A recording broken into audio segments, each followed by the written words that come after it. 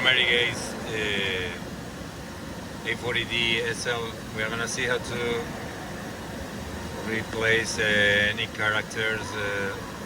Let me open this program. This is a Volvo test program, and the comments in Siemens are or start with a semicolon. So we need to replace the parentheses. So we are gonna search and find and replace. Let me look for the parentheses open and replace that with semicolon. And hit OK and replace all. And hit OK. So now we are gonna delete the close parentheses. So let me search and find and replace.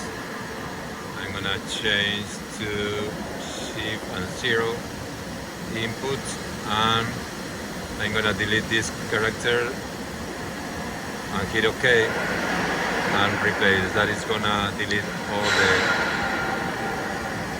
the parentheses close. Okay, thank you.